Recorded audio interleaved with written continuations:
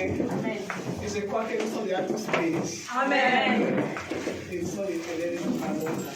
Alléluia.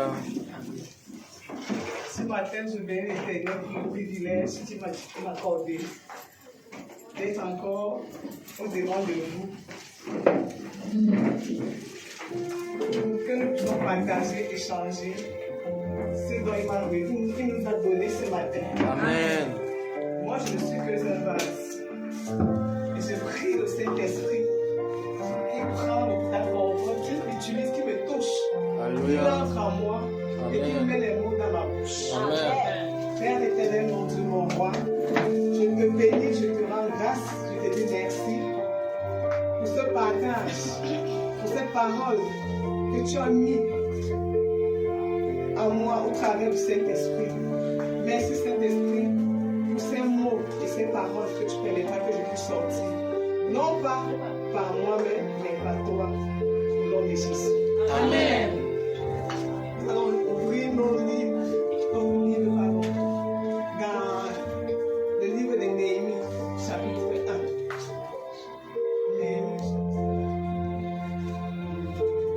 1. Dans Néhémie, chapitre 1.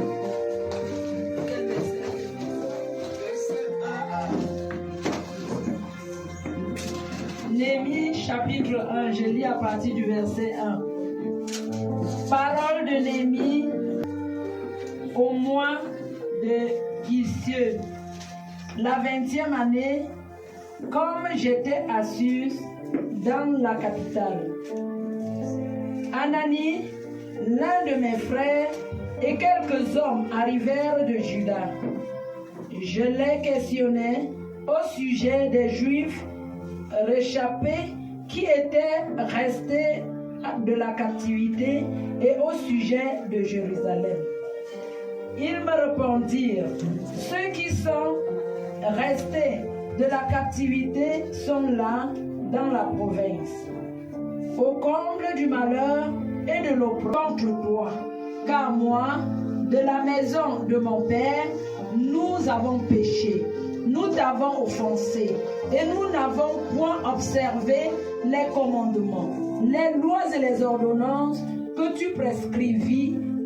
Mais si vous revenez à moi, et si vous observez mes commandements, et les mettez en pratique, alors, quand vous seriez exilés à l'extrémité du ciel, de là, je vous rassemblerai et je vous ramènerai dans le lieu que j'ai choisi pour y faire résider mon nom. Amen.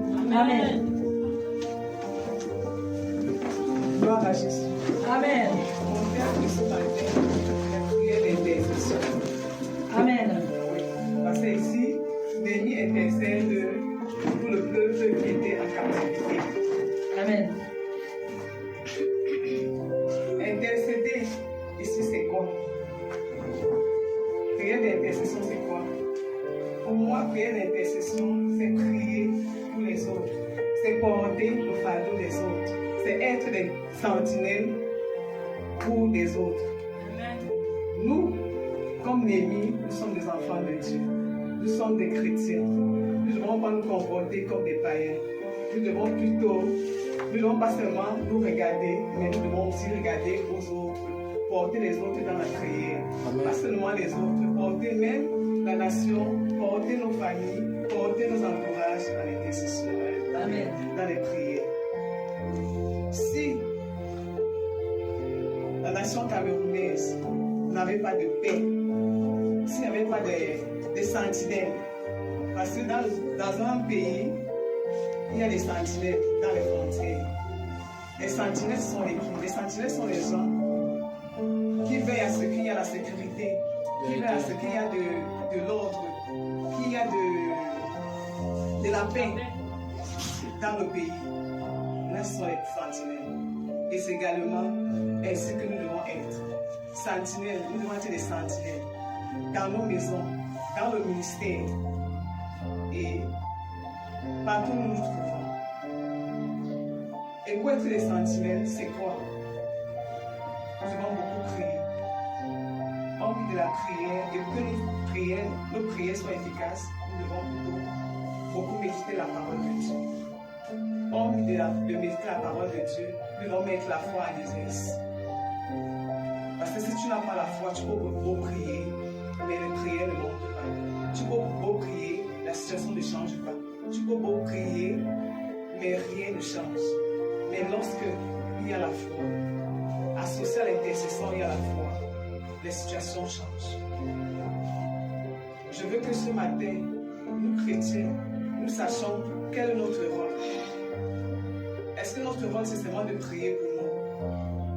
Ou bien de prier pour nos enfants? Non. Moi, je dis non. Intercéder, nous devons être des intercesseurs et des sentinelles. À commencer d'abord dans notre ministère. Nous devons être des sentinelles pour le ministère d'abord.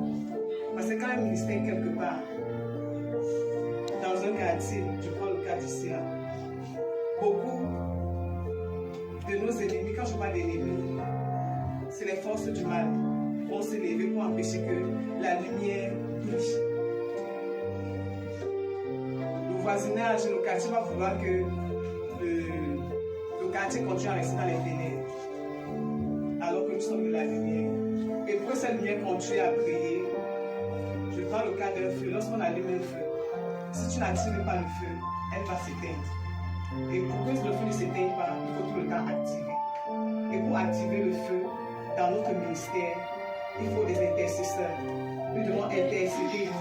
Amen. Par des prières, des jeûnes, même des jeûnes, par des supplications et des actions de grâce. Donc je nous interpelle d'abord ce matin par rapport à notre ministère que nous devons s'élever pour intercéder. Pour intercéder et intercéder, non seulement ça fait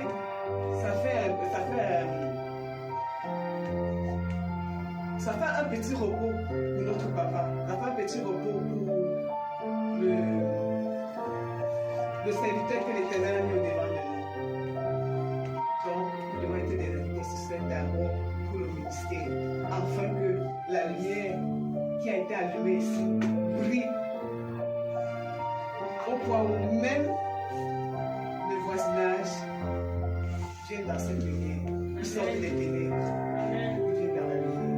On met des sangs maintenant, nous devons intercéder pour nos familles. Je prends le cas d'abord dans nos maisons.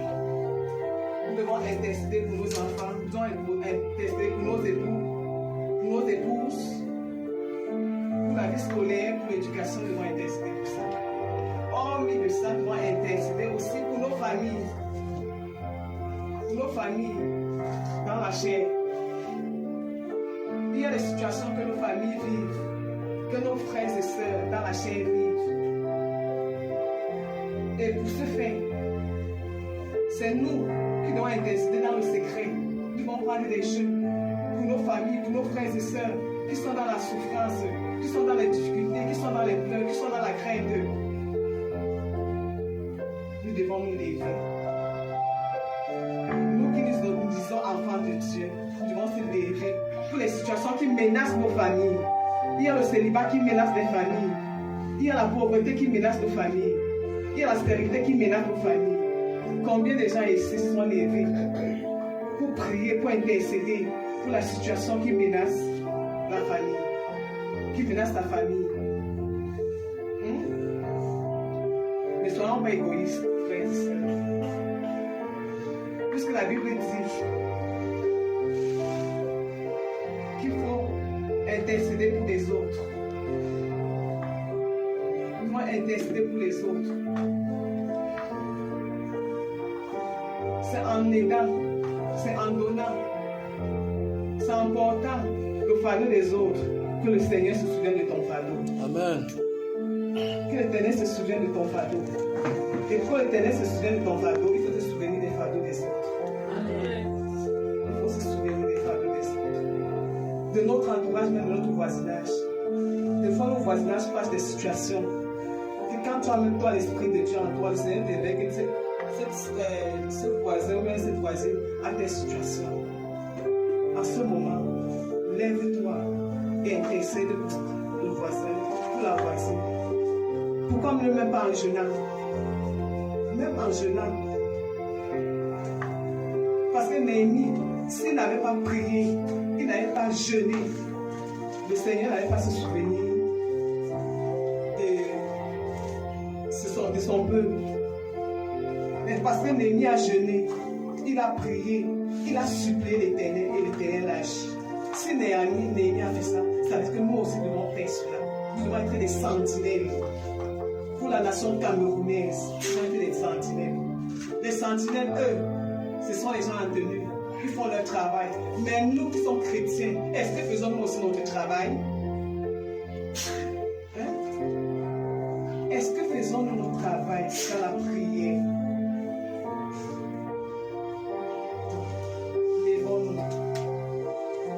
Lèvons-nous, frères et sœurs.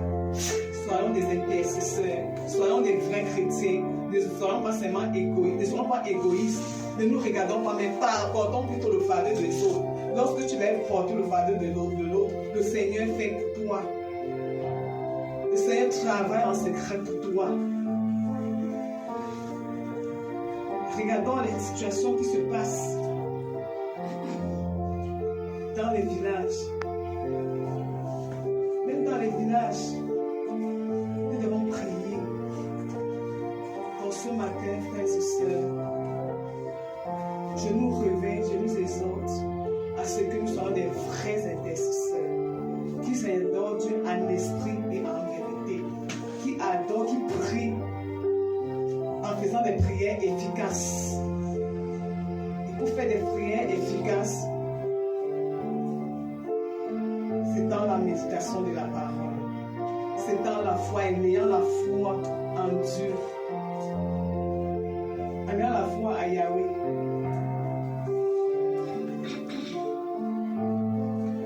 En jeûnant, en suppliant l'Éternel pour les problèmes de chacun de nos frères et sœurs, même dans le ministère. Il peut arriver qu'on se lève. Le Seigneur te met à cœur de prier pour une sœur. Tu pries même sans lui dire, tu médites même, tu jeûnes pour elle, tu portes son fardeau. Portons les fardeaux des autres et nous verrons que nos fardeaux seront légers. Le Seigneur fera le reste. De nous sa punaise. Donc je vais m'éteindre pour cette parole. Alléluia. Amen. Frères et sœurs, soyons des sentinelles. Amen. Amen.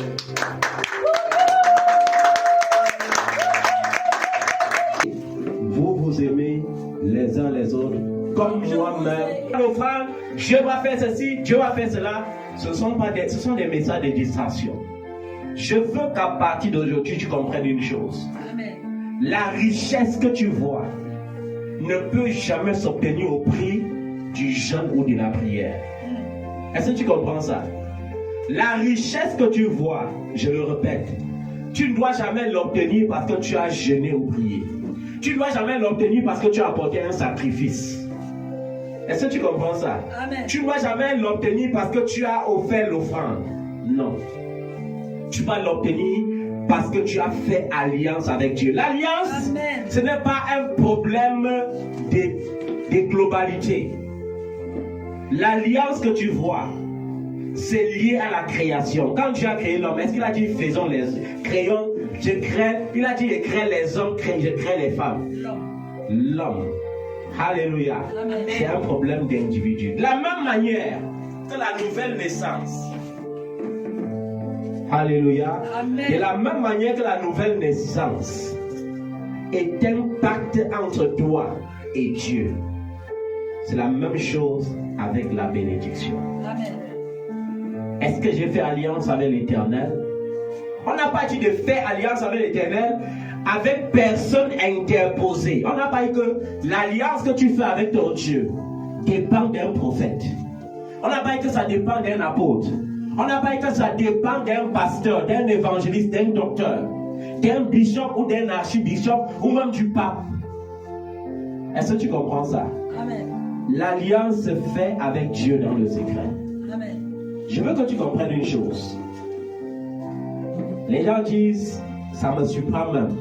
Dans la nouvelle alliance, j'entends encore les gens parler de payer la dîme. Je vous ai dit, dans la nouvelle alliance, on ne paye rien à qui que ce soit. On donne. Est-ce que tu comprends ça? Amen. On donne. Ça veut dire que tout ce que tu fais dans la maison de Dieu doit synchroniser avec la volonté de ton cœur. Tu vas entendre un homme de Dieu qui va dire, tu ne payes pas ta dîme, tu es maudit. Bon, comment est-ce qu'on peut maudire ce qui est béni? Dieu dit dans sa parole que quoi? Qu'il nous a déjà bénis de toutes sortes de bénédictions. Il dit encore dans le livre des Romains que quoi? Il n'y a aucune condamnation pour ceux qui sont en Jésus-Christ. Ça veut dire que tant que je suis en Jésus-Christ, il n'y a plus de condamnation. Amen. Il dit encore plus loin, il a effacé l'acte dont les ordonnances me condamnaient. Mais quelqu'un vient me prêcher que s'il ne paye pas ma dîme, je serai maudit. C'est un braqueur. Dis avec moi, c'est un braqueur. C'est un braqueur. C'est un mercenaire. C'est un mercenaire. Alléluia. Amen. Jésus a parlé de cela dans Matthieu 7. Ils viendront comme des brebis. Ils se viendront vers vous avec des vêtements de brebis. Vêtements de brebis, ça veut dire qu'il va porter la casquette du prophète. Il va porter la casquette de l'apôtre. Il va venir te parler même qu'il avait vu les anges parce qu'il sait que tu es ignorant. Il n'a jamais vu d'ange. Même dans ses rêves. Il va te dire qu'il touche les morts guérissent. Il va te dire, comme l'autre a dit dans les réseaux sociaux, que je suis allé quelque part, j'ai parlé à 25 sourds. Ils se sont levés, j'ai prié pour eux. Vous voyez comment les gens font une comédie bizarre même. Tu parles à 25 sourds, ils ont entendu comment tu te lèves pour prier avant qu'ils guérissent. Et les cancres spirituels sont tous rassemblés pour acclamer cela. Amen, amen, amen, amen. Et je vais vous dire une chose. Jésus ne rassemblait pas seulement les gens dans le temple pour les guérir. Voilà le sang des handicapés. Combien de bishops sont allés là-bas faire marcher les handicapés? Voilà les aveugles qui mangent au bord de la route. Combien de bishops sont allés imposer les mains pour qu'ils recouvrent la vue? Mais si c'est filmé, mettre dans la télé, je suis le grand apôtre, je suis le grand ceci, ils vont vous dire. Jésus a dit, les œuvres que j'ai faites, vous ferez aussi et vous ferez de plus grandes. Amen. Et il y a quelque chose qui m'inquiète quand on me dit que je suis grand. Ce qui m'inquiète, c'est que je n'arrive pas à marcher sur les eaux. Ce qui m'inquiète, c'est qu'il n'est pas dit comme Josué au soleil de s'arrêter. Ce qui m'inquiète, c'est qu'il n'est pas dit comme Élie de demander au feu de descendre du ciel. Ce qui m'inquiète, c'est que je n'ai pas pu, comme Élie, changer l'état actuel du Cameroun. Ce qui m'inquiète, c'est que le monde ne change pas. Ce qui m'inquiète, c'est que l'amour disparaît. Ce qui m'inquiète, c'est que la charité d'un grand homme est en train de disparaître, comme avait dit Jésus. C'est ça mon inquiétude. Je n'ai pas le temps d'aller dans les réseaux sociaux, faire des invitations bizarres, mentir aux gens que je suis grand parce que je veux la foule. Non, je n'ai pas besoin de ça. J'ai vu des gens qui, depuis qu'ils ont cru en Jésus, ils ont déjà fait le tour des 80 ministères. Ils n'ont jamais trouvé des solutions à leurs problèmes. Pourquoi? parce qu'ils n'ont pas rencontré le véritable. Il est bien vrai, même le lieu où tu persévères est important pour te bénir. Est-ce que tu comprends ça? J'ai dit, même le lieu où tu persévères est important pour te bénir. Parce qu'il y a des lieux où on prêche la malédiction chaque dimanche. Et tu dis Amen et tu portes pour rentrer avec.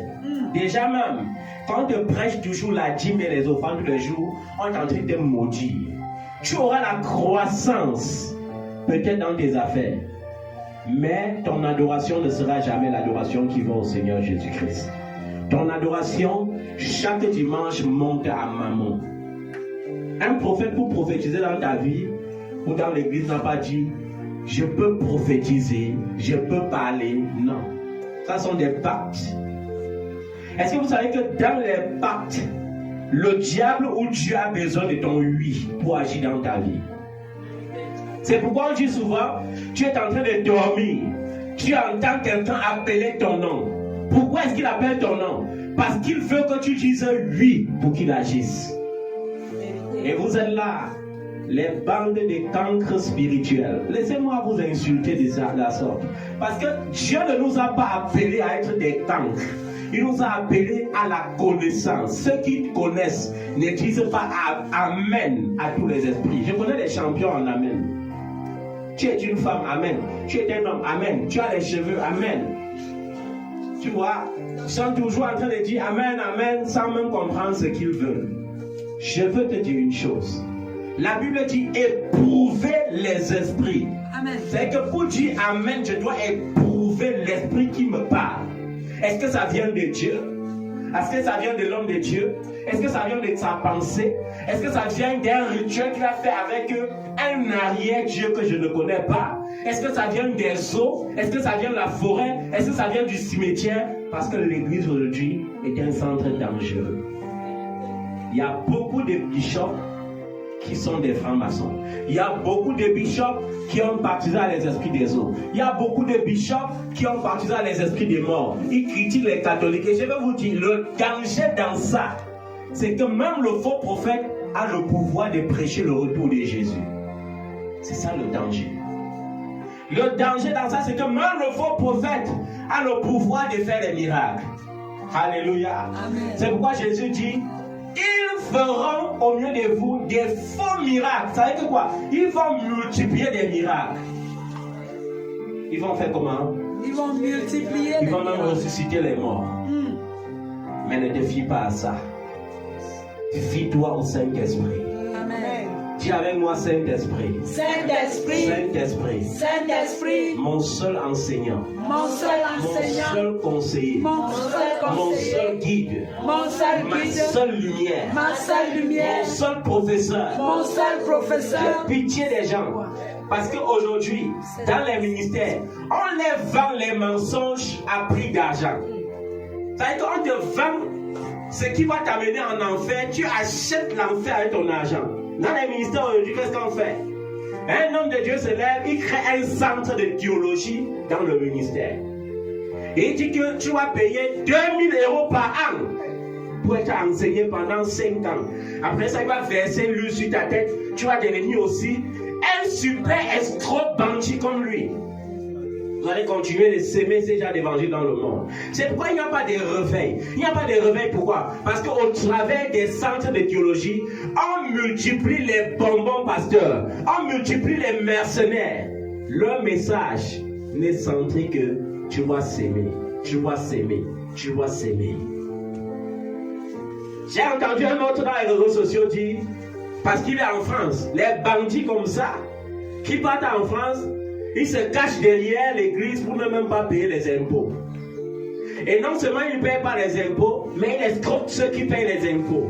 Ils vont même jusqu'à dire, rentrez en Afrique, vendre vos terrains et amener l'argent dans l'église ici. Hey. Il ose même dire, si quelqu'un a la pension de ses enfants pour la rentrée scolaire, qu'il amène ça ici. Ne soyez pas stupide comme cette veuve que j'ai connue. J'ai connu une veuve qui allait chez, vous l'appelez King quoi? Oui, comme c'est le roi des prophètes. Elle est allée là-bas Et non seulement pour acheter la mort, tu marches à genoux. Vous savez comment on entre dans son bureau pour ceux qui étaient là-bas? On rampe comme le bébé. C'est-à-dire que lui-même, il témoigne que ta vie doit rester en bas. C'est pourquoi pour aller dans sa présence, tu dois ramper, tu dois mettre tes genoux au sol et entrer à genoux dans sa présence. Et quand tu entres dans sa présence, tu dois d'abord acheter son livre.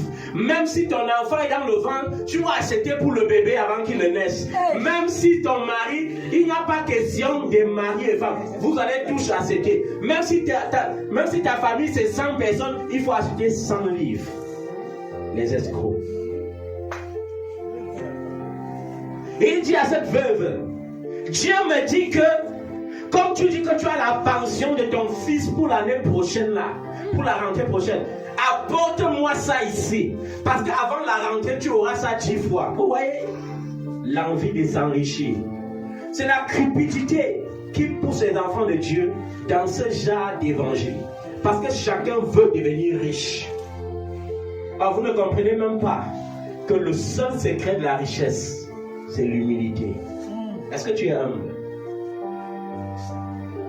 Même le secret de toutes les bénédictions, vous savez, il y a les bénédictions distinguées. Le secret d'un mariage réussi dans le Seigneur, c'est quoi? C'est la crainte de l'Éternel. Ce n'est pas la beauté. Tu es belle plus que qui? Avant que tu sois belle, il y a encore plus belle que toi. Tu vas même marcher, tu vas même voir l'autre, tu vas même... Non, tu la vois comme ça, toi-même tu dis que... Non, je suis 0 sur 10. C'est toi-même qui le dis, c'est même plus les hommes qui disent. C'est pourquoi on dit que quoi? C'est pourquoi on dit que quoi? La beauté est vaine. Seule la femme qui craint l'Éternel sera louée. Amen. Est-ce que tu comprends ça? Amen. C'est que ce qui embellit ta beauté avec la grâce, c'est quoi? C'est la crainte de l'Éternel. C'est pas les crayons que tu marques sur toi tous les jours là. C'est pas ça. Est-ce que tu comprends ça? Amen. Et cette pauvre veuve a porté ces 7 millions qu'elle allait payer aisément la pension de l'enfant avec. Et allait donner à l'homme de Dieu pour attendre 70 millions. Et plus sa rentrée approchait, plus elle disait que la prophétie doit s'accomplir. Jusqu'à ce que la rentrée arrive. Sans qu'elle n'essaye franc. Résultat, il fallait courir partout maintenant pour aller emprunter. Et aller payer la pension de l'enfant. Et si tu vas voir le prophète, va dire quoi? C'est parce que tu n'as pas cru en ma prophétie. Mais est-ce qu'il va te rembourser?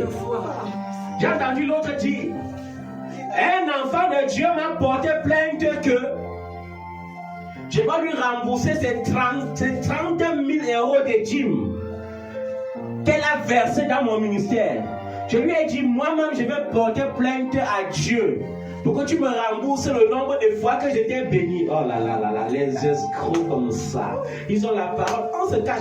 Nous ne sommes plus au temps où on va cacher ces choses. Nous sommes au temps où le diable est en train de vouloir se manifester dans le monde.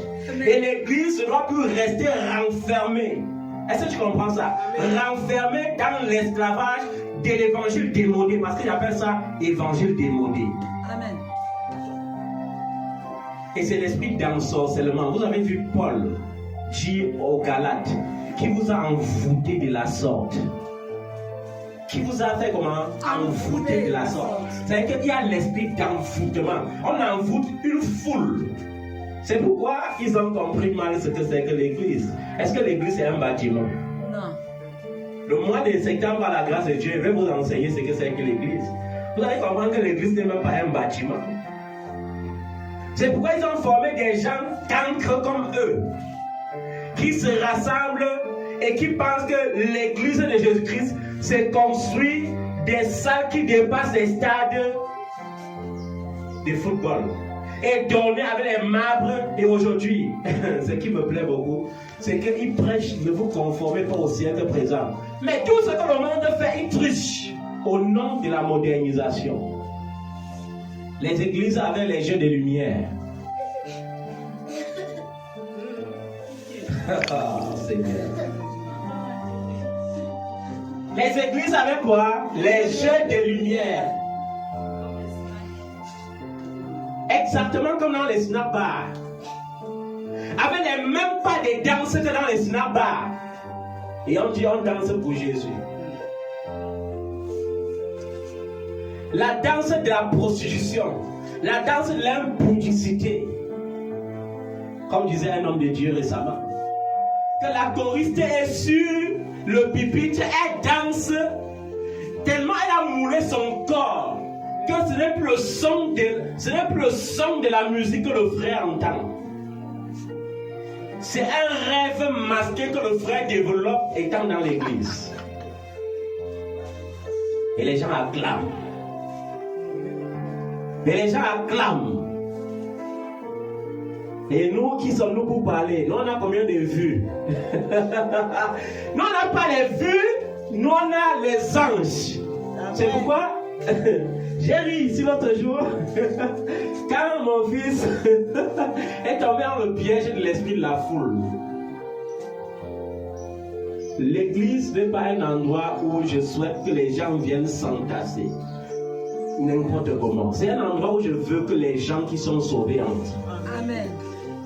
Est-ce que tu comprends ça? Parce que je rendrai compte de l'âme de chacun. Donc je ne peux pas me vanter d'avoir 1 million d'enfants. Est-ce que mes 1 million d'enfants là sont sauvés? Aujourd'hui, les hommes de Dieu, ils imitent le monde, ils sont devenus aussi des influenceurs. Et ça amuse tout le monde. C'est que même le païen, quand il met, c'est juste parce que, c'est pas parce qu'il va entendre parler de Jésus. C'est parce qu'il a pris ça comme une thérapeutique psychologique. C'est que il écoute ça comme des conseils et ça l'amuse. Est-ce que vous comprenez ça? Amen. Or, la parole de Dieu est comme une épée tranchante à 2 côtés qui va jusqu'à séparer la moelle. La moelle. Mais aujourd'hui, est-ce que la parole de Dieu est encore épée? Est-ce que ça touche les âmes? Est-ce que ça transforme les vies?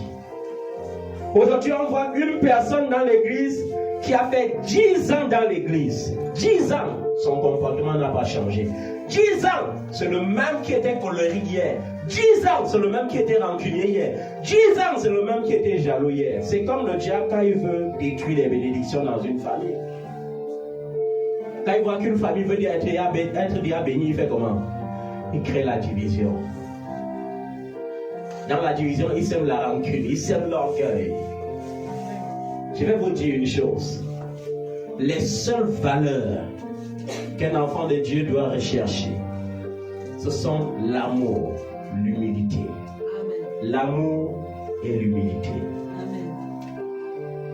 D'ailleurs, Dieu dit qu'il résiste aux orgueilleux. Il ne fait grâce qu'aux humbles. À un moment donné, n'avance pas seulement. À un moment donné, rentre dans Galates chapitre 5 et recherche s'il y a le fruit de l'esprit en toi. Est-ce que je manifeste l'amour qui produit la joie? Est-ce que je manifeste l'amour qui produit la paix? Est-ce que je manifeste l'amour qui produit la bonté? Est-ce que je manifeste l'amour qui produit la fidélité? Est-ce que je manifeste l'amour qui produit la foi? Est-ce que je manifeste l'amour qui produit la foi en toutes circonstances? Est-ce que je manifeste la foi qui se manifeste par la bienveillance? Parfois, je regarde ta vie au travers de ça. Parfois, rentre dans 1 Corinthiens 13. Tu relis bien les premiers versets. Même si je donne tous mes biens aux pauvres, si je n'ai pas l'amour, ça ne sert à rien. Même si je prophétise jusqu'à déplacer les montagnes, si je n'ai pas l'amour, ce n'est qu'un tonneau vide. Amen. Est-ce que tu comprends ça, bien-aimé? L'amour ne jalouse pas. L'amour n'envie pas. L'amour ne se querelle pas. L'amour ne recherche pas son intérêt propre. Amen. L'amour recherche l'intérêt de tous. Amen. Et l'intérêt des autres. Amen. Est-ce que tu comprends ça? Amen. Mais quelle est ta part des styles d'amour que tu... Vous voyez, l'amour qu'on prêche à l'église aujourd'hui, c'est envoyer le feu sur l'ennemi. Il m'a insulté. Fire, fire. Je vais te maudire au nom de Jésus. Tu sais qui je suis? Tu sais qui je suis? Tu es un orgueilleux. Tu es une orgueilleuse. À chaque fois que le mot tu sais qui je suis sur ta bouche, ça symbolise quoi? L'ego. Et l'ego, c'est l'orgueil. Tu sais qui je suis. Et ce qui me dérange, c'est que parfois, moi-même qui suis éclairé, je tombe dans ces genres de petits pièges. Le piège de l'ego qui te pousse à répondre aux gens qui te poussent dans la colère. Oh, tu ne dois même pas répondre aux gens qui te poussent dans la colère. Ils doivent être devant toi comme des comédiens. Comme des quoi? Comédiens. Alléluia. Amen. Mais on va entendre un enfant de Dieu qui se querelle. Hein? Tu sais que je suis ta grande soeur, tu sais que je n'ai pas le temps là. J'ai le temps de dire que le Seigneur te bénisse. Tu veux avoir raison, je te donne raison. Tu as raison. Alléluia. Parce que la Bible dit qu'en faisant comme ça, tu amasses le charbon brûlant sur sa tête. Tu fais comment? Tu amasses le charbon brûlant sur sa tête. Mais aujourd'hui, pourquoi le charbon brûlant n'est plus sur la tête de tes ennemis? Parce que tu passes le temps à les envoyer le feu. Comment tu peux envoyer le feu à un homme qui a été créé à l'image et à la ressemblance de Dieu? Comment tu crois que ça va marcher comment? Alléluia. Et vous savez, aujourd'hui, même le confort et la modernisation ont poussé beaucoup d'enfants de Dieu à ne plus faire comment? À ne même plus prier à genoux. Je connais des enfants de Dieu qui se sont bien mis à genoux depuis que l'année a commencé, peut-être une fois, peut-être deux fois. Ils n'ont pas le temps de fléchir les genoux. Alléluia. Ils disent que cela c'est pour les démons. Tu n'as pas tort. Au nom de Jésus, tout genou fléchira, veut dire même tes genoux vont fléchir.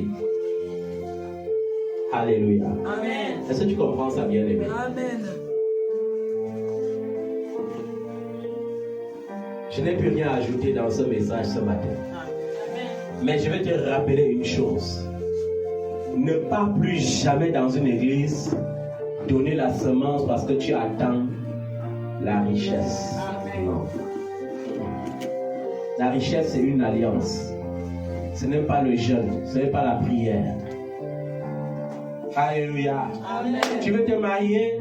Va aujourd'hui, tu commences à dire, Seigneur, j'ai constaté que mes soeurs ne sont pas mariées.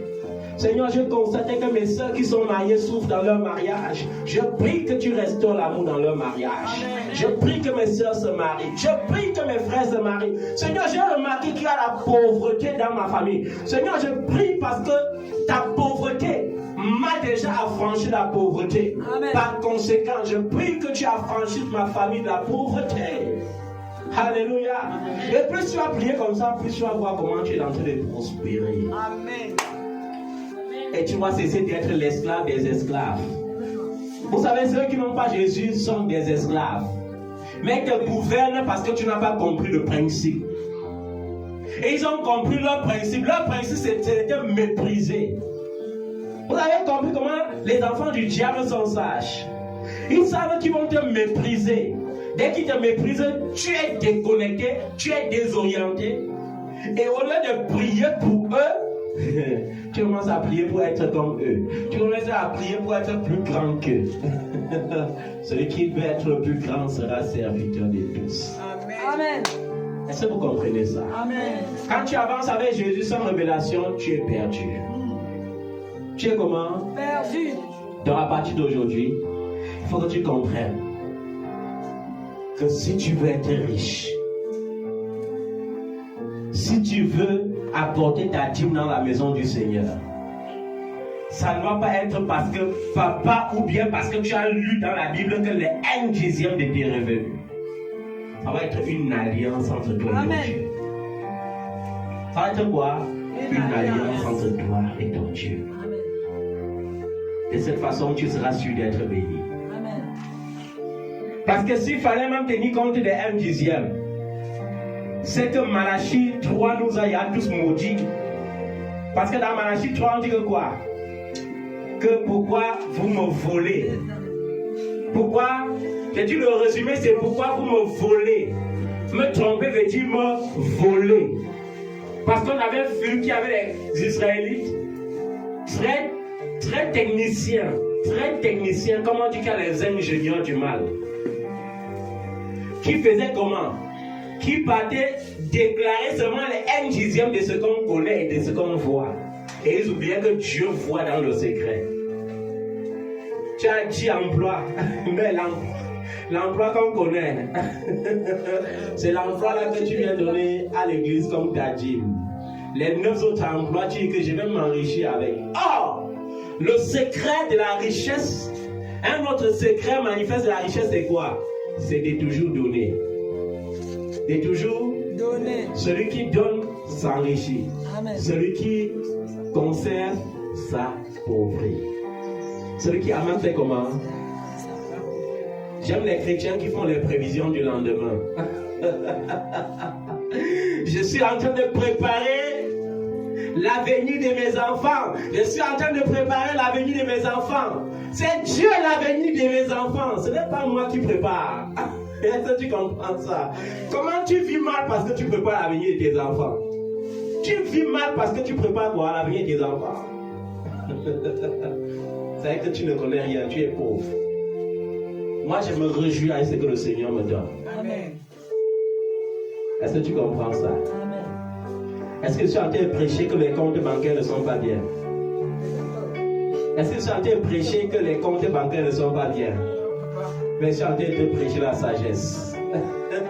Si tu veux que ces comptes soient remplis, applique la sagesse. Amen. Mais si tu appliques ton chat d'intelligence charnelle là, à un moment donné, ça va atteindre 30 millions. À un moment donné, parce que tu n'as pas la sagesse, ça se vide. Et tu commences à prêter 2 millions pour vivre. Alors que tu es déjà à 30 millions. Mais quand tu as la sagesse divine, 30 millions deviennent 3 milliards. 3 milliards deviennent 30 milliards. Alléluia. Est-ce que tu comprends ça? Amen. Donc, vous les gens qui tombent dans le piège de l'évangile, ça dit des Alléluia. Amen. Quand on répond Amen à n'importe quoi, on vous a enseigné à répondre Amen même sans comprendre là. Vous avez compris qu'il faut éprouver les esprits. Amen. Il faut faire comment? Éprouver les esprits. On va faire quelque chose ensemble ce matin. La Bible dit qu'à chaque fois qu'Israël était chagriné, à chaque fois qu'Israël était dépassé par les événements, Israël invoquait quoi? Le nom de l'Éternel. Et quand ils invoquaient le nom de l'Éternel, l'Éternel les délivrait de toute leur détresse. Amen. Et aujourd'hui, tu as quelque chose de plus excellent. Jésus, le nom au-dessus de tous les noms. Le nom au-dessus de tous les noms veut dire le nom qui dépasse de loin toutes les situations que tu traverses. Mets-toi sur tes pieds, je ne sais pas, et en te levant, pense à ta situation. Pense à quoi? À ta situation. Pense à cette situation qui te trouble. Pense à ce qui te trouble. Je sais, il y a des gens qui depuis plus de 3 mois sont en train de penser à cette même chose. Ça les tourmente l'esprit. Mais ce matin, tu ne dois plus laisser ton esprit être tourmenté. Tu dois invoquer le nom de Jésus. Tu dois invoquer quoi? Le nom de Jésus. Parce qu'il est écrit qu'au nom de Jésus, tout genou fléchira dans les cieux, sur la terre et sous la terre. C'est-à-dire qu'il n'y a aucun élément visible ou invisible qui ne peut pas fléchir les genoux devant le nom de Jésus. Et ta situation, aussi grande, aussi terrible qu'elle soit, doit fléchir genoux aujourd'hui devant le nom de Jésus. Alléluia. Il a reçu le nom au-dessus de tout nom. Il a reçu le nom au-dessus de tout nom. Tout genou fléchira lorsqu'on parlera de l'agneau. Tout genou fléchira lorsqu'on parlera La maladie fléchira lorsqu'on parlera de l'agneau. La pauvreté fléchira lorsqu'on parlera de l'agneau. La situation changera lorsqu'on parlera de l'agneau. Oh, adorons Jésus, élevons son nom. Adorons Jésus, élevons son nom. Adorons Jésus, élevons son nom. Adorons Jésus, élevons son nom. Il a reçu le nom au-dessus du chômage. Il a reçu le nom qui surpassait le célibat. La célibataire se mariera lorsqu'on criera le nom de Jésus. Le pauvre deviendra riche lorsqu'on criera le nom de Jésus. Le malade guérira lorsqu'on parlera de Jésus. L'aveugle verra clair lorsqu'on parlera de Jésus. Tout genou fléchira lorsqu'on parlera de l'agneau. Oh, adorons Jésus, élevons son nom. Adorons Jésus, élevons son nom. Adorons Jésus, élevons son nom. Adorons Jésus, élevons son nom. Est-ce que tu peux l'adorer, bien-aimé? Est-ce que tu peux chanter, adore Jésus? Et pendant que tu chantes, laisse-le te toucher. Laisse-le ôter ce fardeau. Ne pense plus à cette situation. Ne pense plus à ça. Ne pense plus à tes papiers. Ne pense plus à ton dossier. Ne pense plus à ton visa. Ne pense plus à ta maladie. Ne pense plus à ta stagnation. Pense seulement à Jésus. Appelle seulement le nom de Jésus. Appelle seulement le nom de Jésus. Parce que devant le nom de Jésus, ta situation est obligée de changer. Et je commande par ce nom précieux que ta situation change maintenant. Je commande par ce précieux nom que ta situation change maintenant. Je commande par le nom de Jésus aux malades et guéris. Je commande par le nom de Jésus aux chômeurs de trouver le travail, aux célibataires de trouver le mariage. Au nom de Jésus de Nazareth, que les portes qui étaient fermées s'ouvrent maintenant au nom de Jésus. Élevons son nom, adorons Jésus. Élevons son nom, adorons Jésus. Élevons son nom, adorons Jésus. Élevons son nom. La maladie fléchira lorsqu'on parlera de Jésus. Le célibat sera changé. Lorsqu'on parlera de Jésus, ton dossier sera validé.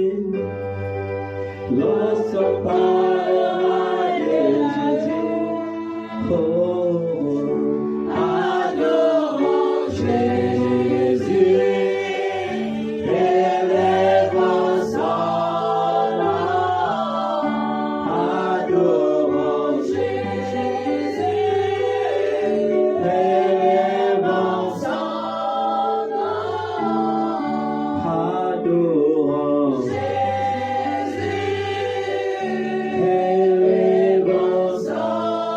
nom, adorons Jésus.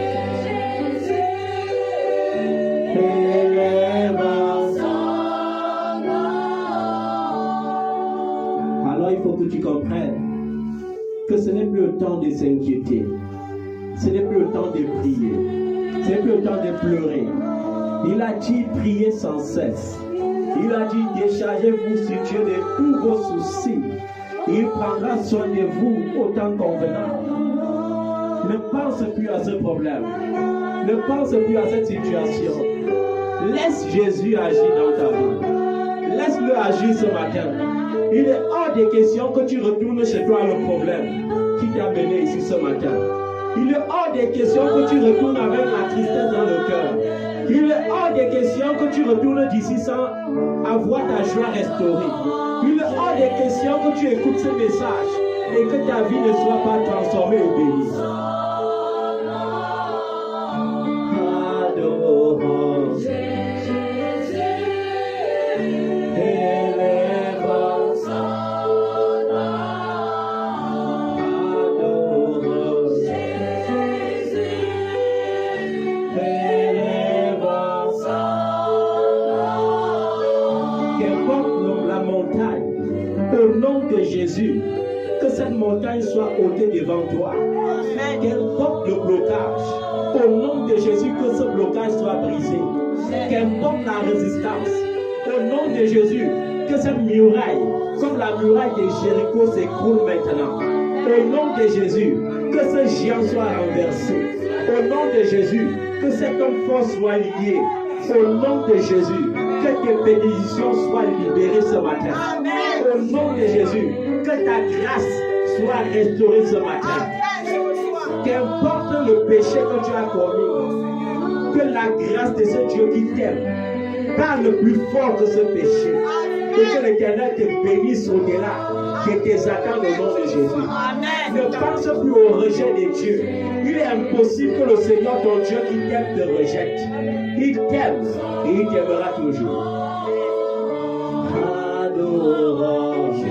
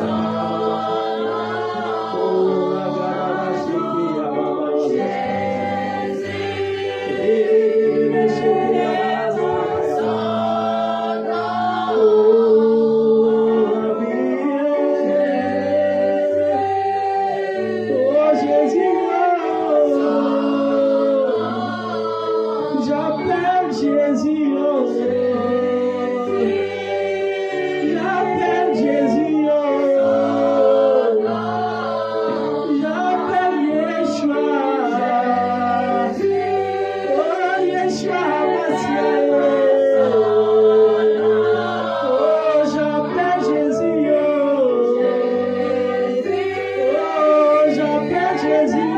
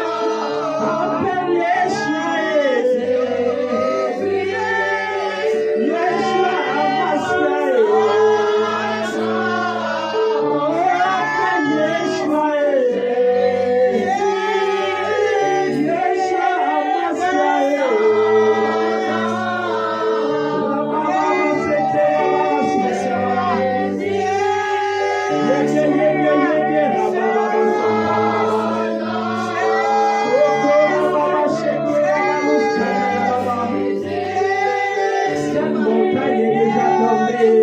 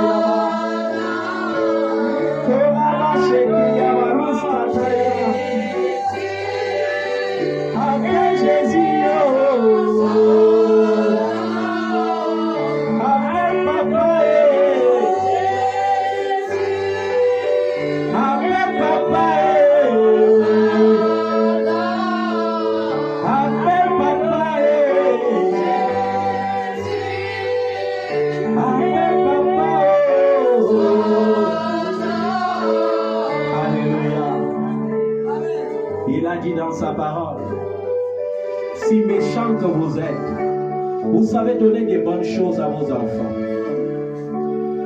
Alors moi, votre Père, je donnerai le Saint-Esprit à quiconque me le demande. Parce que je veux que tu comprennes que lorsque tu as le Saint-Esprit, tu as tout. Lorsque tu as le Saint-Esprit, tu as tout. Parce que la Bible dit que dans tes moments de faiblesse, il intercède pour toi auprès du Père directement. Et la Bible dit qu'il connaît la pensée de Dieu et Dieu connaît sa pensée. Appelle Saint-Esprit. Il va te donner ce que tu veux. Il va te donner ce que tu veux. Il est ton papa. Il est ton papa.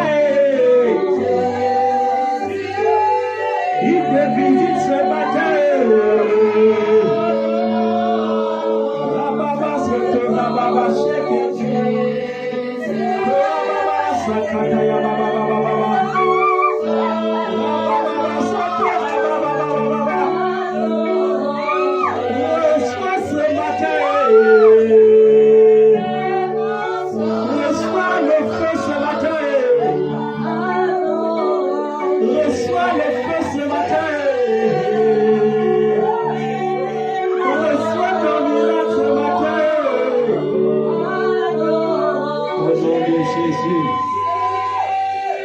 Jésus, que ta situation soit transformée. Au nom de Jésus, que ta vie soit restaurée. Au nom de Jésus, que ta paix soit restaurée. Au nom de Jésus, que ta joie soit restaurée. Au nom de Jésus, que ton bonheur paraisse comme la lumière maintenant.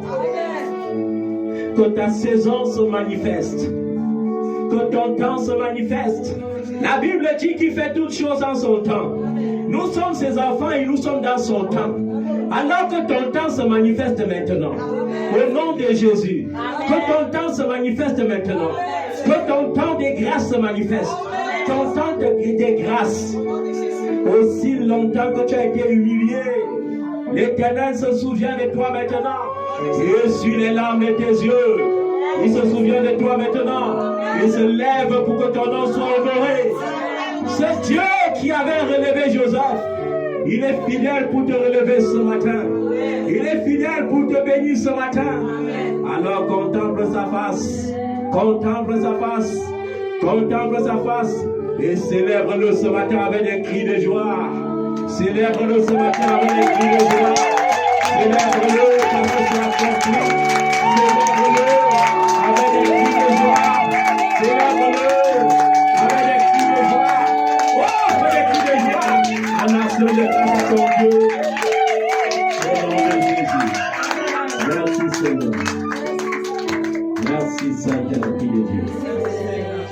Que ton nom soit béni. Que ton nom soit célébré. Donne-nous aujourd'hui ta puissance. Ô Seigneur, c'est le cri de notre cœur.